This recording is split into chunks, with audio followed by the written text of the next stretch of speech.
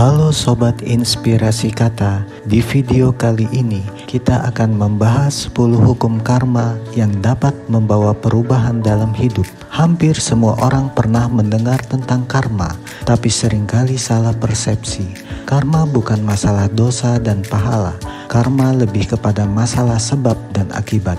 Karma adalah hasil dari apapun niat dan tindakan kita di masa lalu. Mengetahui tentang karma dapat bermanfaat bagi hidup kita karena dapat mempengaruhi bagaimana kita memperlakukan orang lain dalam kehidupan sehari-hari. Sederhananya begini, jika kita ingin orang lain memperlakukan kita dengan baik, maka kita harus banyak menabur kebaikan kepada orang lain terlebih dahulu.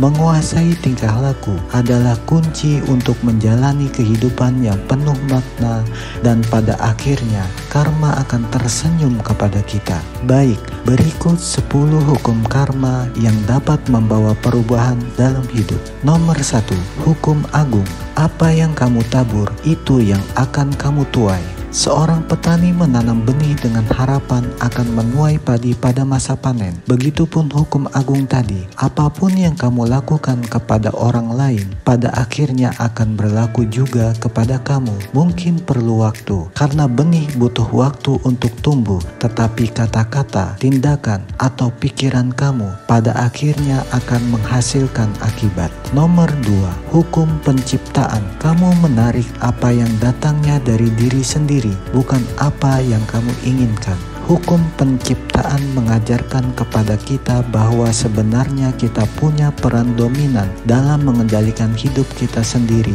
walau tanpa kita sadari. Akan tetapi, kebanyakan orang sering menyalahkan orang lain atas kesalahan yang terjadi pada diri mereka. Jangan mengambil kursi belakang dalam hidup kamu sendiri. Raih peluang dan ide yang datang kepada kamu dan manfaatkan dengan sebaik-baiknya. Jadi, kelilingi diri kamu dengan hal-hal yang sejalan dengan tujuan kamu dan apa yang kamu inginkan. Tapi ini tidak berarti kamu harus mengubah orang-orang di sekitar kamu. Jika kamu mencobanya, kamu mungkin tidak akan berhasil. Lebih baik fokus saja untuk memperbaiki diri sendiri, karena kamu yang bertanggung jawab atas apa yang terjadi pada diri kamu. Nomor 3, hukum kerendahan hati. Apa yang kamu tolak akan bertahan. Dalam hidup, orang pasti dipenuhi permasalahan. Sudah pasti setiap orang mengharapkan solusi. Alangkah baiknya dalam mencari solusi tersebut, hal pertama yang harus kita lakukan adalah mengakui bahwa kita sendirilah yang memiliki masalah tersebut. Karena kalau kita masih mencari kambing hitam atas masalah yang kita hadapi, akan sulit kita menemukan solusinya. Ketika kita terus-menerus mengalami sesuatu yang negatif dalam hidup dan kita menolak untuk menerimanya, pada dasarnya kita mulai membangun energi negatif untuk melawannya, dan masalahnya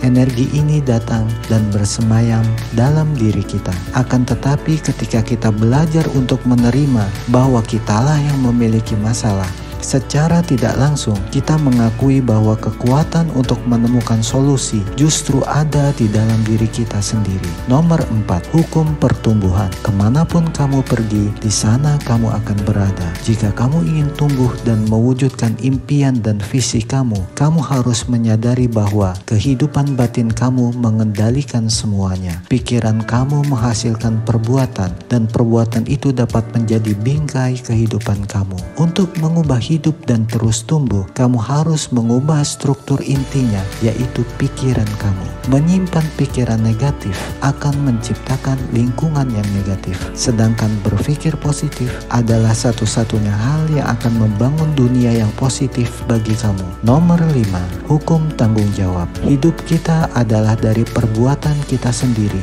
bukan dari yang lain. Hukum ini sama seperti hukum penciptaan, berfokus pada fakta bahwa kenyataan yang terjadi dalam hidup kita adalah cerminan dari pikiran kita. Ketika kamu melihat keributan dan kekacauan di sekitar kamu harus mulai mengambil tanggung jawab atas situasi yang kamu hadapi. Mulailah mengambil langkah-langkah untuk keluar dari situasi semacam itu dengan meluangkan waktu untuk melakukan refleksi batin yang mendalam untuk mencari kedamaian. Nomor 6, hukum koneksi. Semua yang kamu lakukan berkaitan. Masa lalu, sekarang, dan masa depan semuanya berkaitan. Masa lalu dan masa sekarang mempunyai pengaruh yang signifikan atas masa depan kamu. Kamu harus menyadari bahwa tidak ada satu langkah yang tiba-tiba akan membawa kamu ke masa depan menuju impian kamu. Setiap langkah yang pernah kamu ambil di masa lalu dan langkah yang kamu ambil saat ini sama pentingnya. Masa depan kamu sebenarnya adalah puncak dari pilihan dan langkah kamu sebelumnya. Jadi semuanya dihitung. Oleh karena itu, berusahalah untuk mengambil langkah-langkah yang konsisten dengan tujuan kamu. Hanya dengan cara itu, kamu bisa sampai ke sana.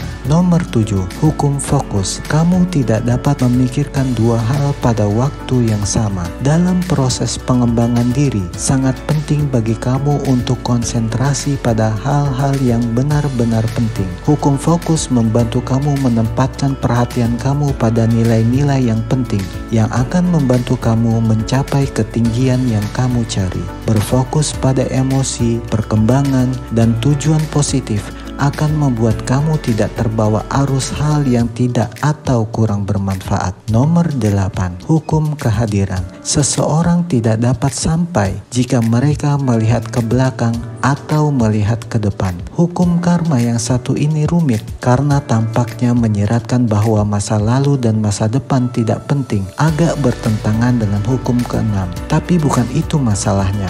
Mari kita lihat seperti ini. Sebagai manusia, kita sering terjebak dalam pemikiran tentang kesuksesan atau kegagalan di masa lalu, dan terkadang hidup dalam mimpi masa depan kitalah yang menghalangi kita untuk melihat potensi masa kini. Kita cenderung lupa bahwa saat ini jauh lebih penting daripada masa lalu dan masa depan. Jadi gunakan pelajaran dari masa lalu dan gunakan impian kamu tentang masa depan yang gemilang untuk mendorong diri kamu mengambil langkah-langkah yang diperlukan saat ini. Nomor 9, hukum perubahan. Sejarah terus berulang kecuali dirubah. Tidak ada yang berubah kecuali kamu mengubahnya. Itulah hukum perubahan. Bagi kamu untuk memperbaiki pilihan negatif dan kebiasaan buruk, tidak cukup hanya memutuskan untuk melakukannya. Kamu harus mengambil tindakan agar perubahan benar-benar membuahkan hasil. Jika kamu menemukan tren negatif dalam hidup kamu, maka kamu harus berusaha untuk mengubahnya. Meskipun perubahan sejati dimulai dari dalam, itu tidak pernah berakhir di sana. Segera putuskan untuk mengambil tindakan.